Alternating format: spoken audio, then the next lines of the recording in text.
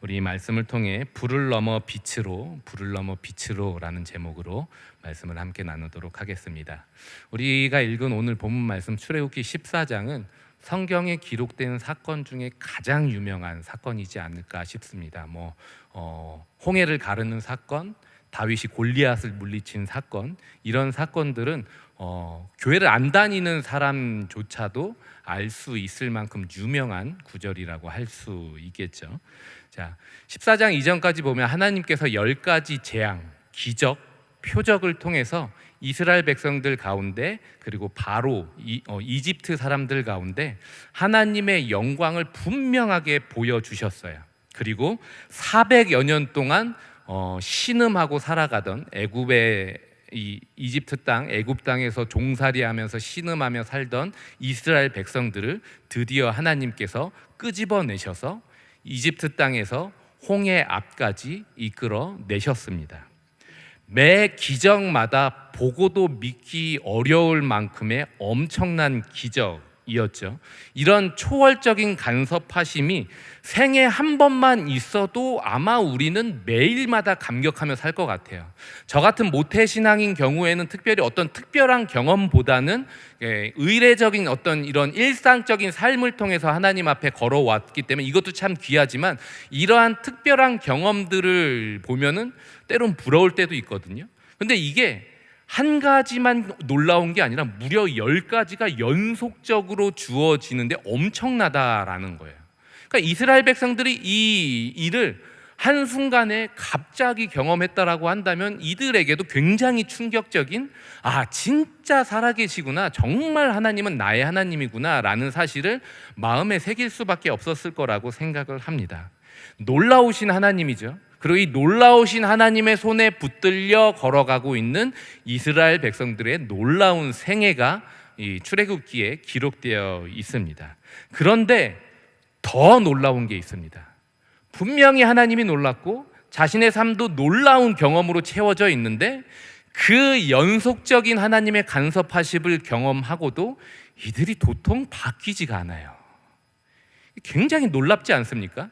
우리는 하나님의 놀라우심에 초점을 맞추고 나도 저랬으면 좋겠다라고 생각하는데 이 놀라움으로도 이스라엘 백성들이 전혀 바뀌지 않는다라는 사실은요, 오히려 우리를 더 놀랍게 만들고 당황스럽게 만듭니다. 11절하고 12절 한번 보실까요? 오늘 본문 말씀이 굉장히 길기 때문에 13절부터 20절을 중심으로 그냥 살펴보면서 이 홍해 사건의 핵심이 무엇인가를 좀 살펴보려고 합니다. 홍해 사건은 너무 잘 알고 계시기 때문에 전체를 다루기보다는 제가 봤을 때 이 사건은 좀 이상하다 싶은 부분을 좀 같이 살펴보려고 합니다.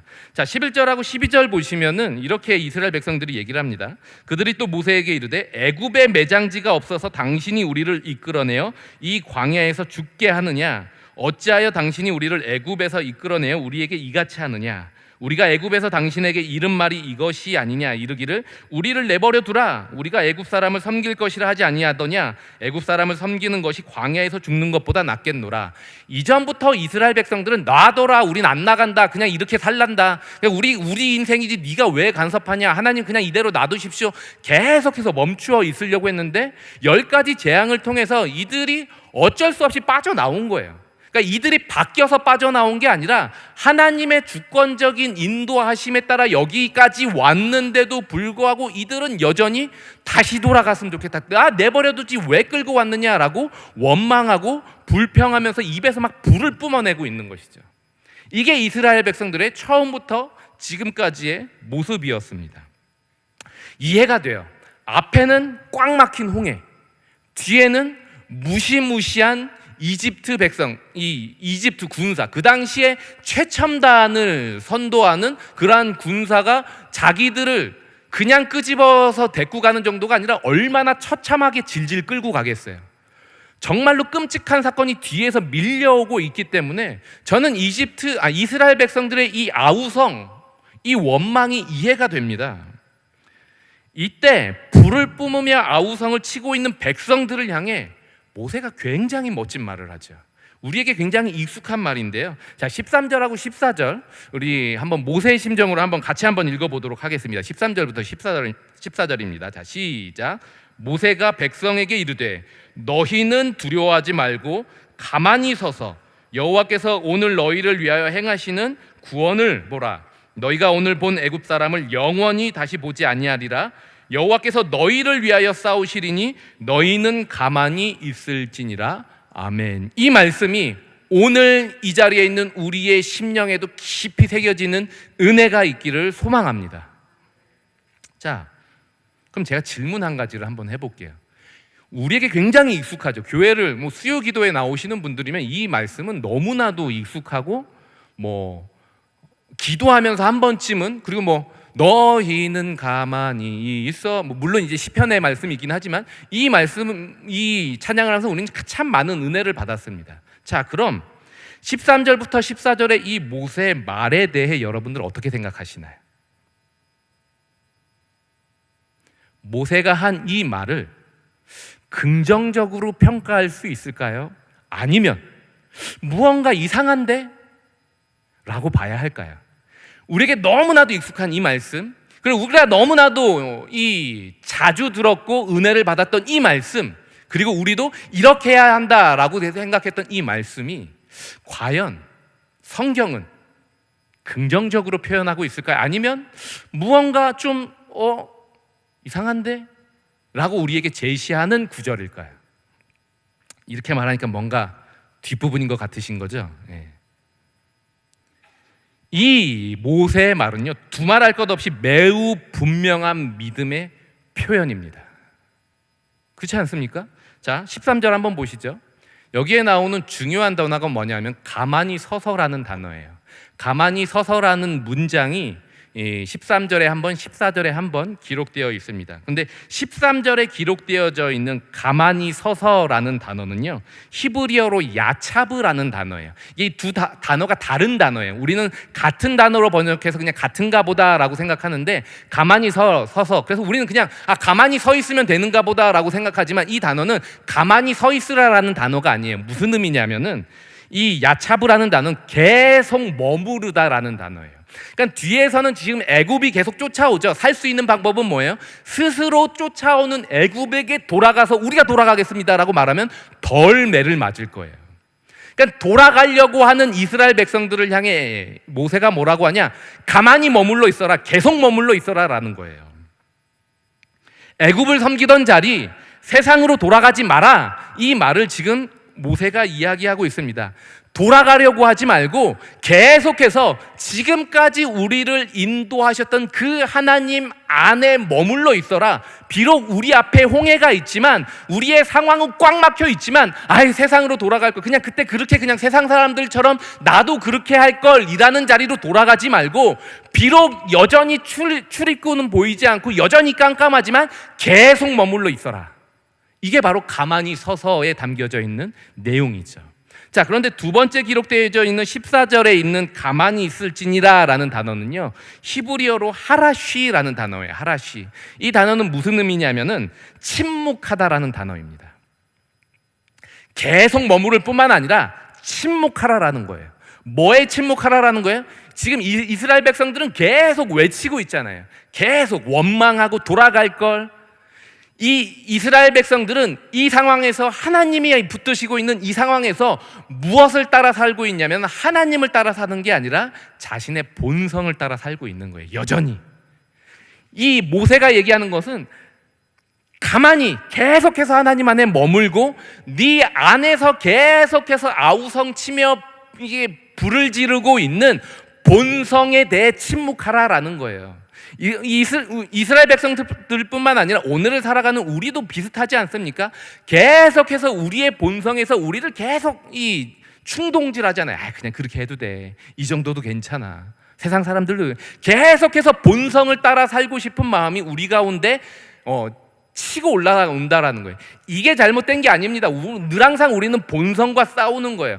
본성이 치고 올라오는 게 문제가 아니라 우리의 문제는 가만히 있지 않는 게 문제라는 것이죠. 침묵하지 않는 게 문제예요. 우리가 이 땅에서 떠나 천국에 가기 전까지는 우리는 계속 이 싸움을 할 겁니다. 예수님도 끊임없이 유혹과 시험 가운데 계셨잖아요. 유혹과 시험을 당하는 건 문제가 되지 않아요. 본성이 우리 안에서 치고 올라오는 건 문제가 되지 않는데, 문제는 뭐냐? 침묵하지 않는 게 문제라는 거예요. 지금 모세는 침묵해라. 본성에 대해 침묵해라. 그런데 이 단어에 있는 또 다른 의미가 뭐냐면요, 새기다라는 단어입니다. 그냥 가만히 침묵하고 있는 게 아니라 새기라는 거예요. 뭘 새겨야 될까요? 하나님이 지금까지 10가지 재앙을 통해 행하여 오셨던 그 하나님의 역사를 조용히 본성에 대해 침묵하고 하나님의 역사는 마음에 계속해서 새기라는 것이죠. 이게 바로 13절부터 14절에 담겨져 있는 모세의 말의 의미입니다.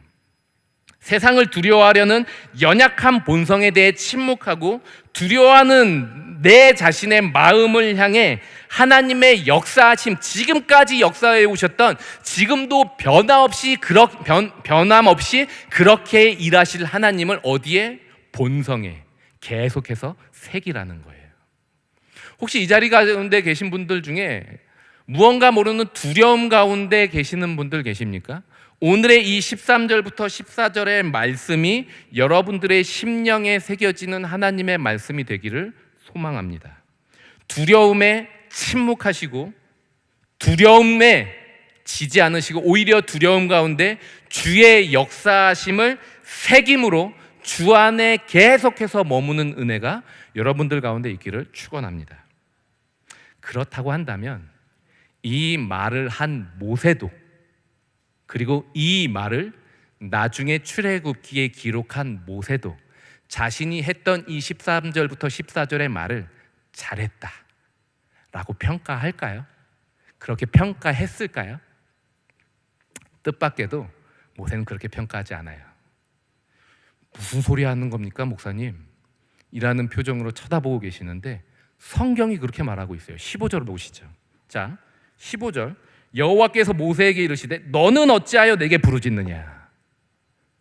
자, 가만히 서서 여호와의 구원하심을 보라. 멋지죠?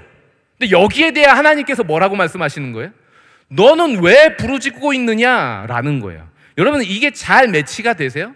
가만히 서서 여호와의 구원하심을 보라. 그러면 하나님께서 어떻게 하셔야 돼요? 잘했다 모세야, 역시 너밖에 없구나.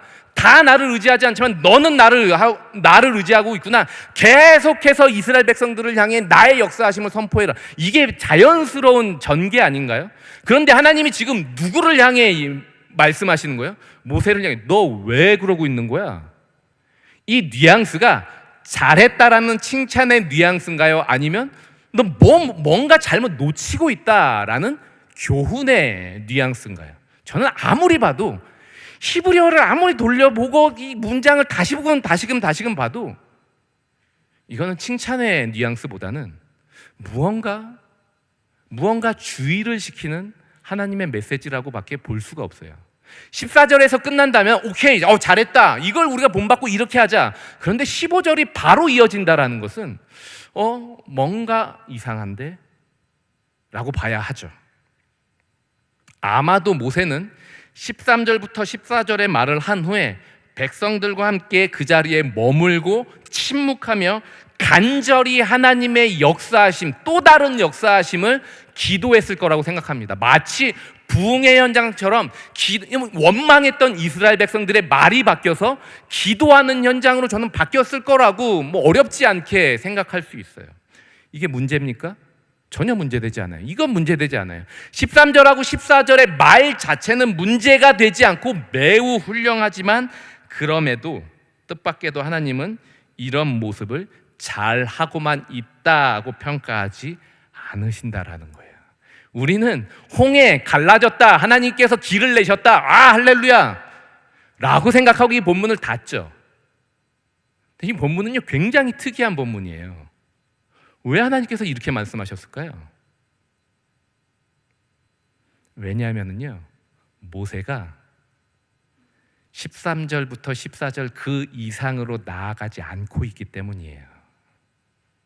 예를 이렇게 한번 들어볼게요. 저희 막내 아들이 무려 초등학교 1학년입니다. 유치원생들하고 달라요. 차원이 달라요. 수준이 달라요. 엄청나요. 얼마나 태블릿 PC 얼마나 잘하는지 알아요? 막 아빠를 가르쳐주면서 아빠 막 이렇게 해야 돼, 막 엄청나요. 엄청난 수준을 가지고 있죠. 많이 컸어요. 그런데 여전히 응가를 할 때는 자기가 스스로 처리를 못하죠. 그래서 이 막내는 어떻게 하냐면 아빠 가만히 서서 서 있진 않죠. 그럼 안 되니까 가만히 앉아서 아빠의 구원의 손길을 보라라고 외치며 아빠라고 외칩니다. 자, 그럼 제가 어떻게 할까요? 어찌하여 나를 향해 부르짖느냐라고 제가 할까요? 그러지 않겠죠.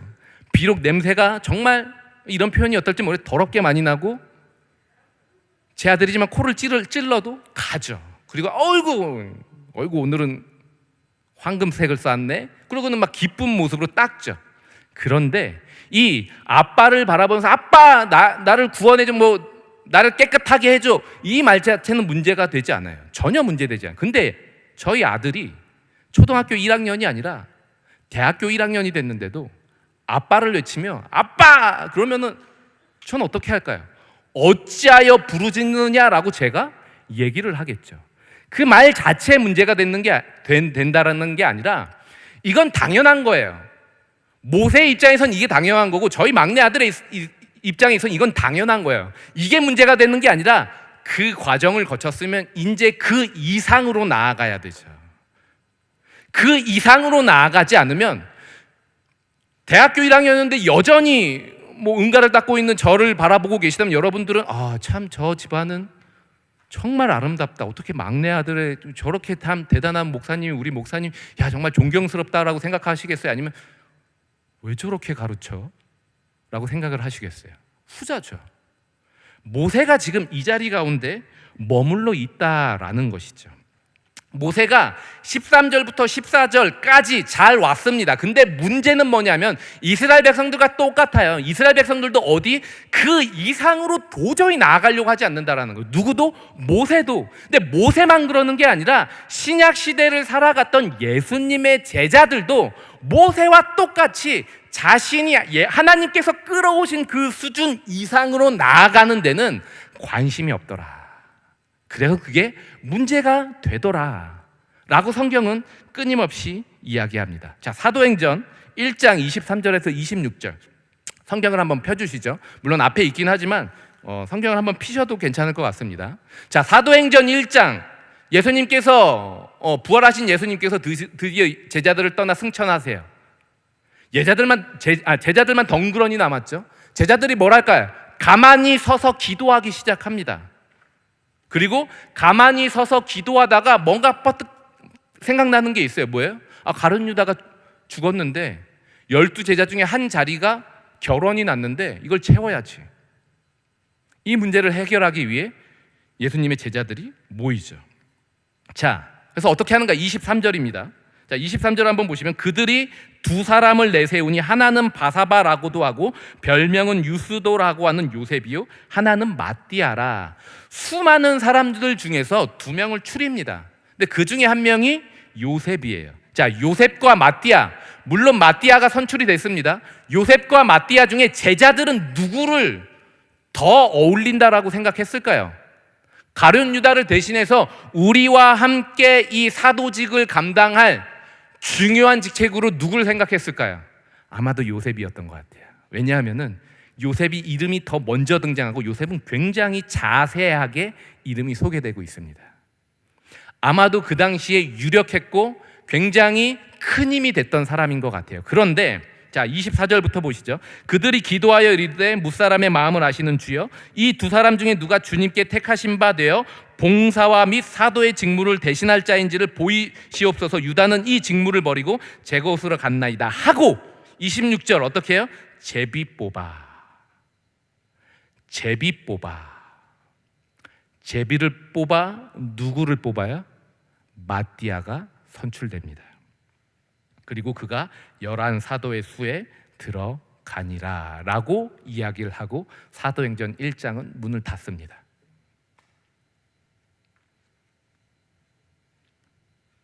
자, 사도행전의 저자인 누가는 이 사건을 어떻게 평가하고 있을까요? 유명한 구절이죠. 여러분들의 생각에 제비를 뽑아 마띠아를 선정한 이 사건을 과연 긍정적으로 평가하는 게 맞을까요? 아니면 무언가 마치 모세처럼 무언가 이상한데 무언가 더 있을 것 같은데, 더 가야 하는데, 이런 관점으로 우리는 이 본문을 봐야 할까요? 통상적으로 이 본문을 긍정적으로 평가합니다. 왜냐하면 사도들의 결정이거든요. 그리고 좋은 결과가 일어났어요. 여기에 대해 무슨 말도 하지 않기 때문에 잘했다. 11 사도가 출발, 12지파인데 12지파가 온전한 것처럼 12사도가 온전하지. 그 중에 부족한 부분을 채우고 출발했다라는 건 굉장히 긍정적인 부분이다 라고 생각을 합니다. 저는 이 부분에 대해서 틀렸다라고 말하고 싶지 않아요. 분명히 긍정적으로 평가할 수 있을 것 같습니다. 그리고 20절을 한번 보시면 이렇게 기록되어 있어요. 시편에 기록하였으되 그의 거처를 황폐하게 하시며 거기 거하는 자가 없게 하소서. 그의 직분을 타인이 취하게 하소서. 시편 20편의 말씀이 성취되는 내용이 바로 이 제비 뽑는 사건이거든요. 그래서 이 본문은 하나님의 예언이 성취되어 이제 새롭게 출발하는 교회의 올바른 모습이다라고 평가를 할 수 있습니다. 분명히 이런 부분이 있어요. 그런데 긍정적으로만 평가하기 어렵다라는 것이죠. 그리고 저는요, 사도행전이 이것을 긍정적으로만 표현하기 위해 여기에 기록해 놓았다라고 생각하지 않습니다. 만약에 이 사건이 옳았다면 자연스럽게 그 뒤에 무슨 내용이 기록되어 있어야 돼요? 마띠아를 통해 어떤 아름다운 일들이 이루어지고 있는가라는 내용이 기록되는 게 자연스러운 문맥이에요. 근데 이 뒤에 마띠아에 대해서는 어느 말도 하지 않습니다. 그리고 더 충격적인 건 예수 그리스도께서 사도행전 9장에 나타나셔서 이미 12명이 다 뽑혔는데 사도 바울을 뽑아서 바울을 선택해서 사도로 지명하시죠.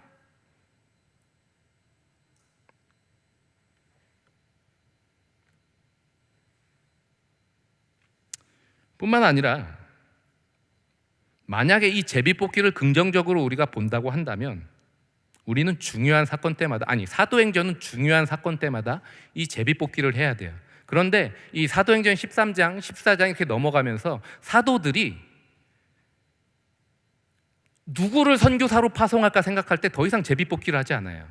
제비뽑기는요, 사도행전 1장에만 등장하고 성령이 강림하신 성령 강림 사건 2장 이후로는 완전히 사라져버려요.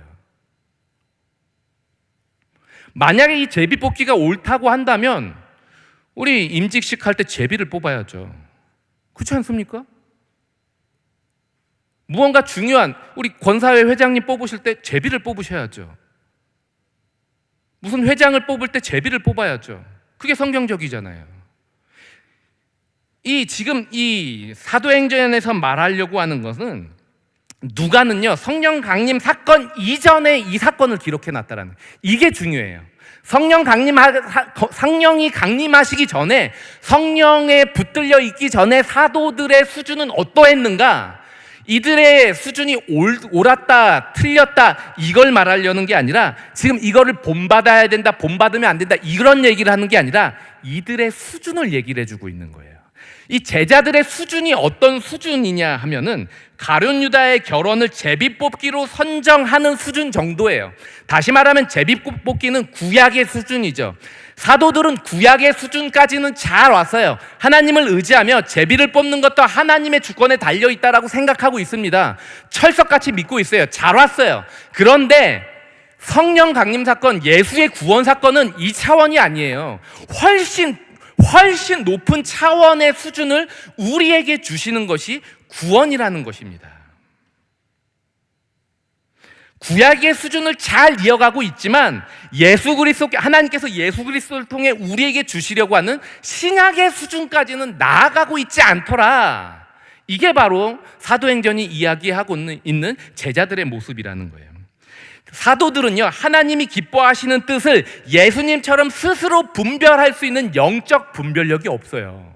그 이상까지 나아가지 못하자 성령께서 강림하셔서 이들의 무엇을 깨뜨리냐면은 단순히 방언, 특별한 기적 이런 얘기를 하는 게 아니라 그들의 영적인 분별력이 비교할 수 없을 정도로 얼마나 높아졌는가. 베드로를 보십시오. 그 무대에 있던 사람이 성령이 강림하시자 그가 얼마나 분명하게 성경을 깨달아서 그 사람들 앞에서 분명하게 선포하는가. 완전히 달라진 영적인 분별력, 성령에게 붙들려 있는 영적인 분별력을 시사하고 있는 거예요.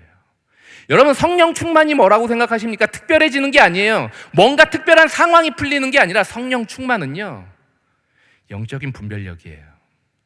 이 세대를 본받지 않고 마음이 새롭게 되어 하나님이 기뻐하시는 뜻이 무엇인지를 분별하는 게 하나님께서 성령을 통해 우리 가운데서 행하시는 일의 핵심이죠. 여기까지가 제자들이 나가야 되는 수준입니다. 잘하였으나 그 이상으로 나아가지 않으려고 하는 연약함과 부족함이 모세에게 있고, 뿐만 아니라 예수와 함께 걸어갔던 제자들에게도 있다면, 오늘 코로나19라는 이 엄청난 사건을 지나서 걸어가고 있는 우리에게도 여전히 이 문제가 있을 수 있지 않을까요? 여호와께서는요, 오늘도 우리의 영적인 수준을 그리스도 예수의 수준까지 끌어올리기 위해 우리를 내버려 두지 않으세요. 그래서 신앙생활은 고달파야 돼요. 왜요? 하나님께서 하나님의 수준까지 끌어가시는 과정이기 때문에 고달파요. 그런데 이것은 영광이죠. 구약의 영적 거장인 모세가 경험한 이 홍해 사건을 신약의 거장인 사도 바울은 어떻게 이해했을까요? 우리는 홍해 사건은 그냥 위험 가운데서 구출해내셨다 이렇게 생각하잖아요. 근데 사도 바울은 어떻게 생각했을까요? 자, 여러분들 고린도전서 10장 1절부터 2절 한번 보시죠. 고린도전서 10장 1절부터 2절. 형제들아, 나는 너희가 알지 못하기를 원하지 아니하노니 우리 조상들이 다 구름 아래에 있고 바다 가운데로 지나며, 2절입니다. 모세에게 속하여 다 구름과 바다에서 뭘 했어요? 세례를 받고. 사도 바울은 홍해 사건을 위기에서의 도움의 차원을 뛰어넘어 그리스도와 연합되는 세례로 바라보고 있는 거예요. 자, 이 홍해 사건을 여러분들 한번 생각해 보시죠. 애굽 사람들의 관점에서 보면 지금 이스라엘 사람들은 어디로 뛰어들고 있는 거예요? 시퍼런 바다 가운데로 들어가고 있는 거예요. 마치 세례를 받을 때 세례를 받는 사람들이 물속 깊이 들어가는 것처럼 지금 이스라엘 백성들은 이 물속으로 들어가고 있는 거죠. 완전히 잠긴 거예요. 완전히 그냥 이 세상과 단절되어 물속으로 깊이 들어간 거죠. 근데 반대편에서 보면 어떨까요? 이집트 사람들의 관점에서 바라봤을 때 물속으로 들어가지만 이 홍해 반대편에서 바라봤을 때 그 사람들은 물속에서 빠져나오고 있는 거예요. 완전히 물속에 잠겼던 사람들이 갑자기 그 물속에서 이렇게 위로 올라오고 있는 거죠. 마치 세례를 받고 나서 물 위로 올라오는 것과 같은 현장이 바로 이 홍해 사건으로 사도 바울은 이해를 하고 있습니다. 자, 여러분, 세례란 게 뭘까요? 우리가 이제 다음 주면은 세례를 또 베풉니다. 매년마다 우리는 세례를 베풉니다. 세례가 뭘까요? 그 세례를 받을 때 우리는 그냥 누가 또 세례를 받는구나가 아니라 그 세례를 바라보면 우리는 무엇을 기억해야 할까요? 로마서 6장 4절 한번 보시죠. 사도 바울은 이 세례를 이렇게 연결시킵니다. 그러므로 우리가 그의 죽으심과 합하여 세례를 받음으로 그와 함께 장사되었나니 이는 아버지의 영광으로 말미암아 그리스도를 죽은 자 가운데서 살리심과 같이 우리로 또한 어떻게 해요? 새 생명 가운데서 행하게. 새 생명 가운데서 행하게. 이게 초점이고 이게 방점이 찍혀 있는 거예요. 단순히 죽은 자리에서 살리시고 그냥 이집트로부터 구원해내시는 사건이 방점이 아니라 새 생명 가운데서 행하는 것이 이 홍해 사건의 핵심이고, 홍해와 똑같은 세례를 받은 우리가 초점을 맞추고 살아가야 되는 우리의 삶의 핵심입니다. 새 생명을 살아내는 거예요. 단순히 구약의 시대의 반복, 단순히 예전에 은혜를 받았던 삶의 반복이 아니라 우리는 그 이상으로 나아가는 새 생명으로 부름받은 자들이 우리라는 것입니다.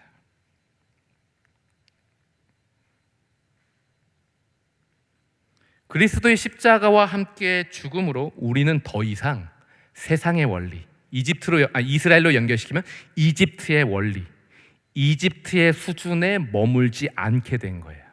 우리는 세상의 수준에 머물지 않는 자가 된 거죠. 근데 이게 끝이 아니라 이제 거기서 빠져나와서 하나님 나라의 원리, 하나님 나라 백성의 수준을 따라 살아가는 것이 바로 이 세례, 새 생명, 홍해가 우리에게 이야기하는 삶의 모습입니다. 목회 데이터 연구소라는 곳이 있어요. 이곳에서 이제 기독교 그리고 뭐 여러 모습에 대해서 이 설문조사를 통해서 조사를 하는데요. 2021년 1월에 국민 1000명을 대상으로 한국 교회에 대한 신뢰도를 조사했습니다. PPT 한번 띄워주실래요? 자, 비개신교인들의 한국교회 신뢰도라고 적혀 있는데 밑에 네모를 보면은요, 기독교인들, 개신교인들이 바라보는 교회 에 대한 신뢰도가 몇 프로예요? 70%예요. 여전히 이 자리 가운데 있는 우리는 물론 교회와 이 기독교가 문제가 있지만 여전히 희망이 있고 여전히 소망이 있고 여전히 세상 가운데 등불이다라고 생각하는데 비기독교인들은 그렇게 생각하지 않아요. 근데 이 차이가 단 10% 20%가 아니라 무려 61%예요. 9%밖에 신뢰하지 않는다라는 거예요. 굉장히 충격적이지 않습니까? 이건 단순히 전도가 막힌다, 잘못 착각하고 있다 이런 정도가 아니라 자칫 교회가 성도들만의 리그, 자기들끼리 좋아하는 그러한 공동체로 전락해버릴 수 있는, 밖에서 뭐라고 생각하든 상관없이 그냥 우리는 멀쩡하지라고 생각할 수 있는 위험 가운데 처해 있을 수 있다라는 것이죠. 네, 넣어주셔도 됩니다. 개신교인과 비개신교인들 가운데 한국교회 성도를 바라보는 관점이 너무나도 극명하게 차이를 보이고 있어요. 이거는 저들이 몰라서 그래, 교회에 대해 몰라서 그래, 예수에 대해 몰라서 그래 라고만 치부할 수 없고, 우리가 지금 내가 어떠한 영적인 수준 가운데 있는가를 겸손하면서도 정직하게 주 앞에서 돌아보고 다시금 회복해서 진짜 새 생명이 무엇인지를 보여줘야 되는 때가 지금이지 않을까라는 생각을 해보게 됩니다. 우리는 새 생명을 얻은 자답게 지금 예배를 드리고 있나요? 그리고 우리는 새 생명을 얻은 자다운 수준으로, 그리스도 예수와 연합된 그 수준으로 우리에게 맡겨진 삶을 살아가고 있습니까? 요한복음 8장 12절은요, 이 새 생명을 이렇게 연결시켜요. 예수께서 또 말씀하여 이르시되 나는 세상의 빛이니 나를 따르는 자는 어둠에 다니지 않고 생명의 빛을 얻으리라. 새 생명을 뭐와 연결시켜요? 빛으로 연결시켜요. 자, 이 말씀도 우리가 굉장히 익숙하지만 이거 되게 특이한 본문이에요. 구약 성경은요, 하나님을 누구로 표현하냐면 소멸하는 불이라고 표현을 해요.